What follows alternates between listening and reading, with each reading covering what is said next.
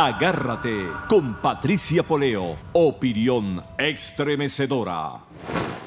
Buenas noches, comenzando la semana, lunes 28 de octubre, ya se acaba el mes, muy pronto.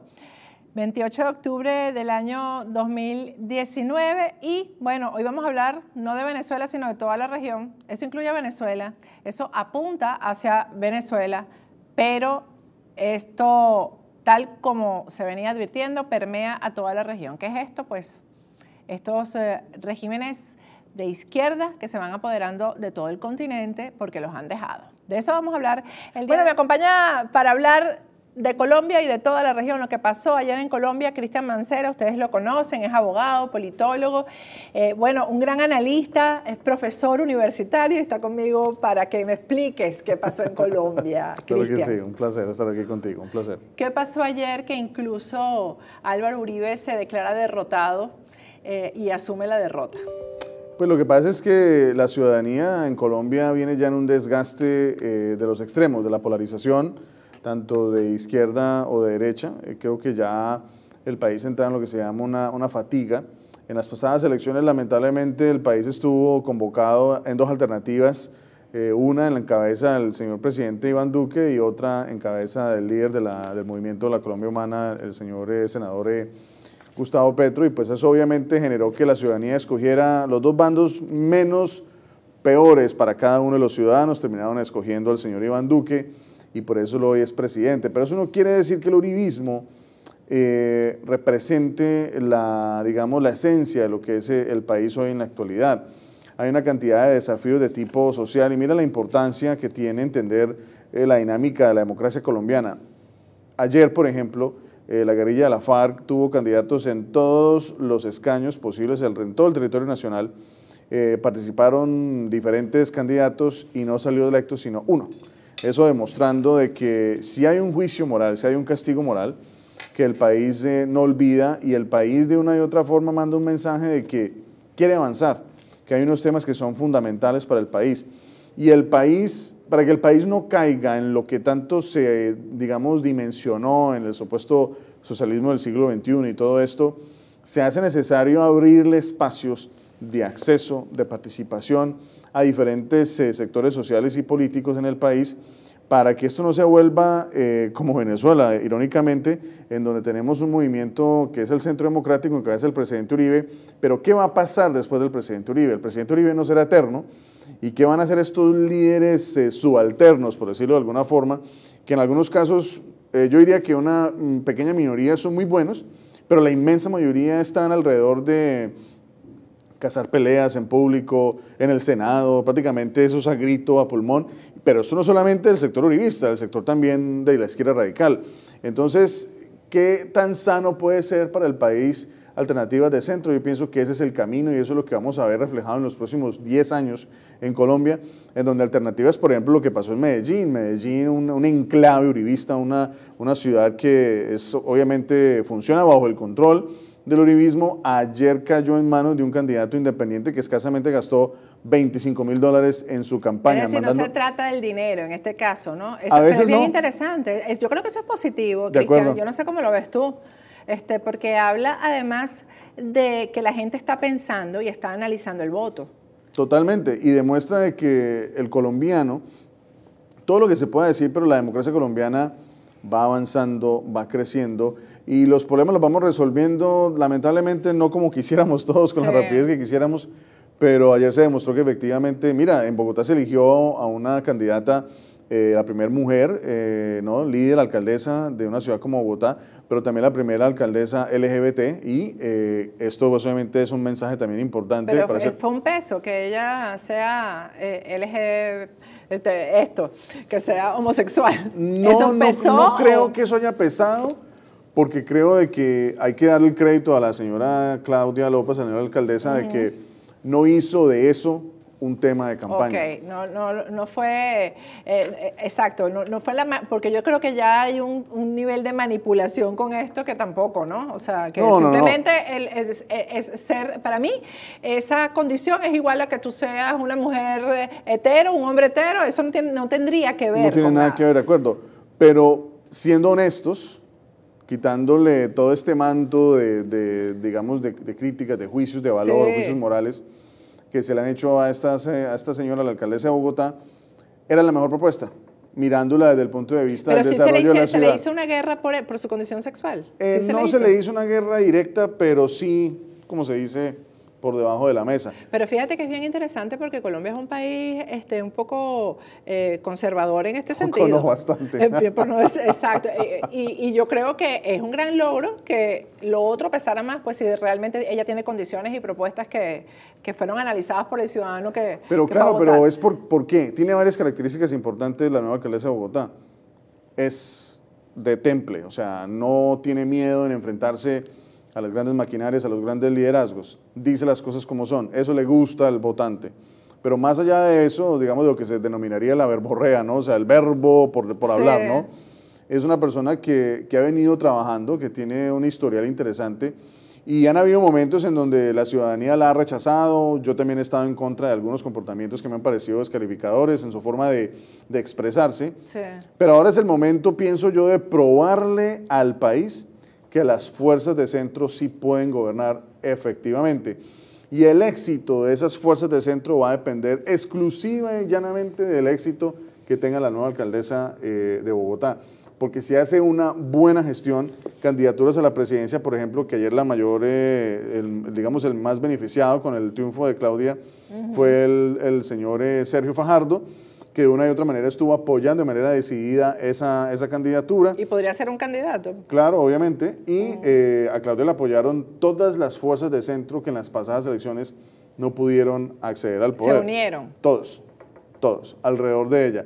Y todos la que la tildan de izquierdista o de extrema izquierda es falso. Realmente Claudia representa, es una fuerza de centro, tiene elementos, obviamente, de la centro izquierda, pero ella yo no la identificaría como una persona de centro izquierda o de izquierda radical. La veo Pero como una eso persona con acaba una ideología también mucho con más ese distinta. debate. ¿Ah? Ese debate, por lo menos en Venezuela, acaba de surgir. O sea, en Venezuela no se habló nunca de izquierda, sino ni de socialismo. Ahora es que la gente se viene a dar cuenta que Acción Democrática, Voluntad Popular son partidos socialistas o que pertenecen a la socialdemocracia. Pues. Porque ese debate nunca se dio, por ejemplo, en Venezuela. Hasta que tuvo que pasar todo esto que todo pasó, lo que está ¿no? sucediendo, de para acuerdo. que se entendiera cuál es el significado de la izquierda, qué hacen con cuando son gobierno, etcétera. Además, porque es que hay algo interesante, no podemos permitir que estas ideologías, por ejemplo, lo que es ser de derecha, lo que es ser de centro y de izquierda, sean robadas o sean atribuidas a un líder, porque entonces la gente que empieza a confundir, las nuevas generaciones empiezan a pensar que es que ser de izquierda, por ejemplo, el caso de Venezuela es ser chavista. Exacto. Y eso es una gran mentira, por ejemplo. Además, porque si miramos la definición de ser socialista en los países donde realmente funciona, está muy lejos de ser lo que realmente se ha representado en países como Venezuela, Bolivia y otros países en donde eso se ha tergiversado y se ha utilizado de manera equivocada. Entonces siempre es la visión y cómo se interprete este tipo de ejercicios políticos que llevan a que la gente o haya un desgaste o que la gente crea en algo que efectivamente no es, como es el caso de ustedes en Venezuela, en donde hay un país totalmente destruido y se le dice que es socialismo, pero ¿qué cuento? O sea, es un... Es que yo creo que lo que hay en Venezuela no es un tema de ideología, sino de ladronismo, de sinvergüenzura, de vagabundería. Ahí no es que yo voy a acabar con el país porque soy socialista, es que porque soy un sinvergüenza, porque soy un vagabundo, un traidor a la patria, de uno y de otro lado. O sea, yo nunca he pensado que es que, aunque yo no soy izquierdista y jamás lo he sido, pero yo creo que es la base moral, no es la base política ni ideológica lo que los lleva a hacer con el país lo que hace. Pero hay un mensaje contundente, pero más contundente sobre todo para los partidos tradicionales, pero para el expresidente Uribe y para Gustavo Petro. En el caso del expresidente Uribe es un mensaje, su legado, su movimiento, todo lo que se logró en los primeros 4 años de su gobierno, todo lo que se mejoró en temas de inversión en el país. Qué bueno que me lo dijiste antes del programa, que sí, ¿cómo no hizo? ¿Cómo no reconocerle el trabajo? Claro, hay que reconocérselo, claro. Pero también hay que salir a decir que estos líderes que han llegado nuevos, ¿no? Que se dicen ser uribistas, pero que no son realmente uribistas, sino que son uribistas por conveniencia, ¿no? Por el momento, ¿no? A mí alguien me decía, no, es que hay que montarse en el bus uribista porque es que ahí es que sale elegido uno. Le digo yo, no, pero es que eso no se trata de salir elegido por salir elegido. Si tú no crees en ese proyecto político y te haces elegir simplemente por elegirte, realmente nunca fuiste uribista. O sea, fuiste un tipo que te montaste en un bus, ocupaste un cargo. Una revista. Exactamente, porque te metiste en el cuento. Pero y se aprovechan de la figura, le hacen daño a la figura y terminan enriquecidos ellos. Eso es lo mismo que yo comenté el otro día con el tema de Guaidó. Se han montado en ese tren y han exprimido a Guaidó, lo han succionado, Guaidó va a quedar como un bagazo y hay muchos que van a quedar bien política y económicamente. Correcto, porque quien ha llevado la responsabilidad ha sido el señor Guaidó. Así es. Pero el triunfo de Claudia y el triunfo de diferentes sectores políticos en Colombia ayer es un mensaje contundente. El país está cambiando, el país está despertando y ya no funciona ese tema de que voten por el que yo les digo. Ese cuento ya la gente no más. Y el uribismo va a tener que entender de que su arrogancia, su petulancia, de pensar de que son los salvadores del país, ustedes no son salvadores del país. Quien salvó al país en su momento fue el expresidente Álvaro Uribe, ustedes no lo son. El presidente Uribe tiene un legado que hay que tratar de respetárselo y que él también tiene que buscar la manera de que sus subalternos lo respeten. Pero estos sujetos que están en el movimiento, algunos de ellos actúan con marrullería y eso entra en detrimento del mensaje de honestidad, del que la hace la paga, todo ese tipo de cosas. Entonces, ha sido lamentable realmente lo que ha sucedido en los últimos años con algunos líderes subalternos porque han destruido el legado. Y ayer el país dijo, ya estamos cansados de esto. El gobierno del presidente Iván Duque, con la verdad en la mano hay que decirlo, de que el último año no ha sido el mejor. Pueden esbozarse las excusas que se quieran esbozar, que el conflicto con China, que la guerra comercial, etcétera, pero, o sea, hay medidas que realmente no se han tomado y hay muchas más cosas que han estado sucediendo y pues la verdad el país está cansado de eso. ¿Tú crees que las cosas en la región, y me refiero a lo que está pasando en Chile, Argentina, Ecuador, etcétera, hubiera sido distinto y en Bolivia si la situación de Guaidó hubiera sido diferente, en este caso de Venezuela, no de Guaidó, hablemos de Venezuela, si hubiera habido realmente un cambio a principio de año y que hubiera sido un cambio acompañado por los países de la región, Brasil, Colombia, etcétera, ¿tú crees que hubiera sido distinto? Pues mire, yo creo que lo hemos hablado en muchas oportunidades tú y yo de que Venezuela, sea como sea, es una pieza para, digamos, angular en ese tema político regional, sea para mal o para bien. En Colombia se utilizó a Venezuela en la campaña electoral para mandar el mensaje al ciudadano, si usted vota por Petro, nos volvemos a otra Venezuela. Salió electo Duque, aunque las cosas pues no han mejorado ya mucho, ¿no? Hay mucho desempleo, hay mucho conflicto social.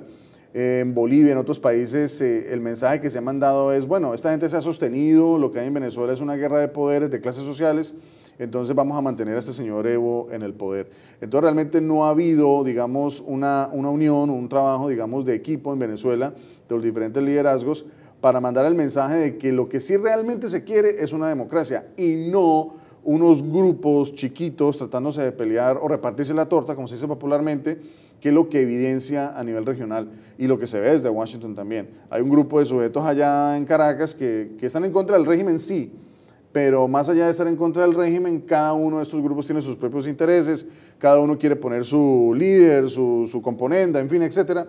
Volvemos a la época de Bolívar, nada ha cambiado. Cada quien quiere coger lo suyo y que el resto, como se dice, se lo lleve, no quien se lo trajo, ¿no? Como dice el comentario popular. Entonces Venezuela sí tiene un gran peso en la región y mientras no se logre sacar a ese régimen usurpador del poder, de la mano de quien sea. O sea, en este momento realmente, o sea, no importa si es Pedro, Juan, María, sino una persona que llegue y diga, bueno, eso es lo que vamos a hacer, pero va a ser la ciudadanía, ojo, que va a tener que echarse encima esa responsabilidad para sacar, y ese es el mensaje que se le va a mandar al resto de la región, que la ciudadanía dé el ejemplo. Ese es el trabajo que yo digo que nosotros los comunicadores tenemos que hacer. El ciudadano tiene, y por eso es que hoy tuvimos una reunión, y esto se sale del tema, quizás una reunión aquí al equipo de Factores de Poder, que nosotros tenemos que seguir concientizando a la gente, que la gente entienda que no puedes, que esto de que con mi corrupto no te metas no debe ser, no denuncies que fulano es corrupto porque él es de oposición, y eso es lo que ha llevado a estos países al desastre que lo ha llevado, ¿no? De acuerdo.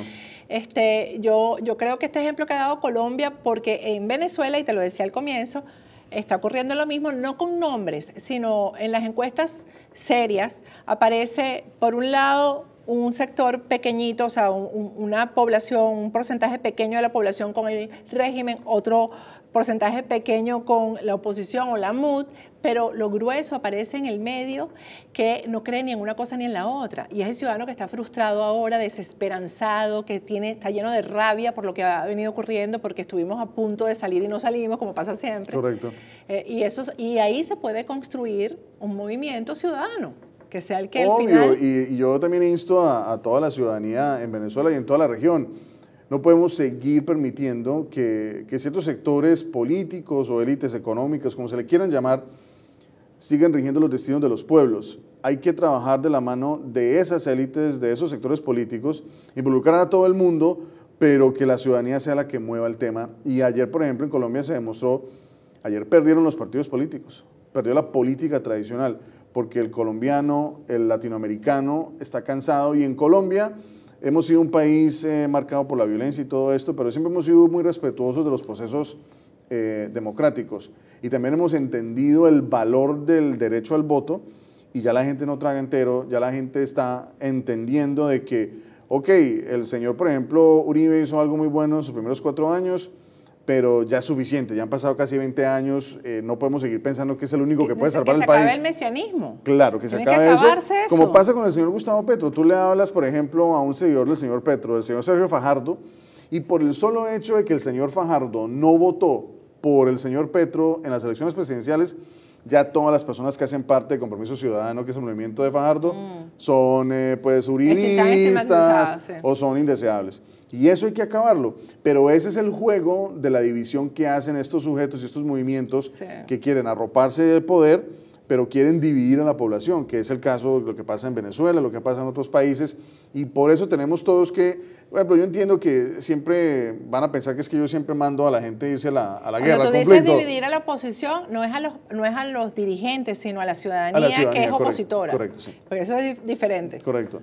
Entonces, dentro de ese contexto, el mensaje que hay que mandarle a los ciudadanos es: no traguen entero, voten, y en el caso puntual de Venezuela, solo usted, ciudadano que está ahí en Venezuela, que vive a diario el drama de su país, usted es el único que puede salvar a su país. Cuando ustedes se organicen... Lo malo es que en Venezuela, en las próximas elecciones, no va esta representación de lo que es el centro, lo que es la mayoría del país, sino van a ir las representaciones solamente de un grupo y del otro, es decir, del régimen y de la MUD. Y ahí la gente no va a salir a votar. Ese es el problema. Hasta que no haya realmente una propuesta que sí la hay, porque es la fracción 16 de julio, pero en números son los minoritarios.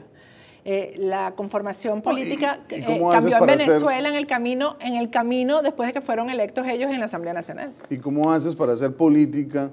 Por ejemplo, si en Estados Unidos, en Colombia es difícil hacer política sin dinero, ¿cómo será en Venezuela, en donde el gobierno controla los medios y los pocos medios independientes los controla la oposición? Exactamente. Entonces, ¿cómo haces para...? Excepto este. Esto no lo controla nadie. Entonces, eso es una de las grandes complicaciones, pero creo que Venezuela no se le dice, como se dice en Colombia, no se le ha metido mano realmente como hay que hacerlo, y lamentablemente pues pienso que el presidente Duque se quedó en el discurso, se habló mucho en época electoral, pero a la hora de la, como se dice en inglés, el crunch time, la hora decisiva, nos quedamos diciendo qué es lo que más nos conviene. Bueno, pues un conflicto no nos conviene, entonces vamos a recibir a toda esta gente que está llegando, vamos a recibir ayudas económicas, vamos a ver cómo repartimos ese dinero, y vemos cómo manejamos la situación aquí internamente, que se ha salido de control, ha generado gran caos social en el país, en Colombia en este caso, pues porque es evidente, si tenemos 1,5 millones de venezolanos, de ese 1,5 millones, un gran porcentaje está haciendo trabajos que colombianos hacían antes por la mitad del precio, entonces claro, eso ha generado, para rematar aún, aparte del caos social, una xenofobia totalmente innecesaria, claro, que no tiene sentido. Entonces, ¿qué es mejor a veces? Como decimos en Colombia, darnos la pela, enfrentar el problema y extirparlo de manera definitiva, o con pañitos de agua tibia tratar de solucionar un problema de que la solución no se puede resolver de esa forma, sino es yendo al frente y patrocinar grupos internamente en Venezuela que realmente se puedan confiar en ellos, que tengan la capacidad, digamos, logística de sacar algo adelante, políticamente hablando, y que puedan sacar al régimen del poder. Pero se necesita generar confianza en el exterior para efectos de que la gente empiece a creer de que sí se puede porque nos vamos durmiendo y entramos en el ocaso de lo que pasó con Cuba, de que después de tanto intento terminaron diciendo, bueno, ya no hay nada más que hacer. Exactamente.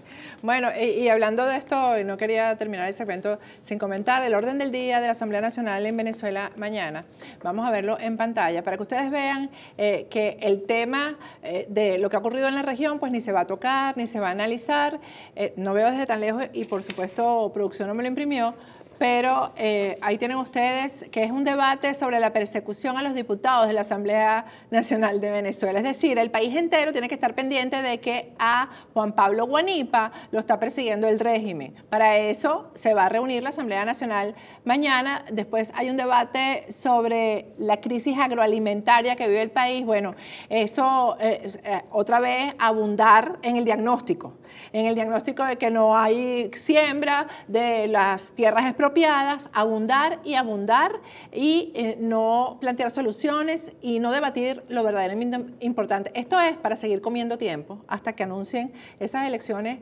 que las van a anunciar pronto, en las que van a participar todos. Así que todos menos los ciudadanos. Gracias, Cristian. A ustedes, un placer. Gracias por acompañarme. Bueno.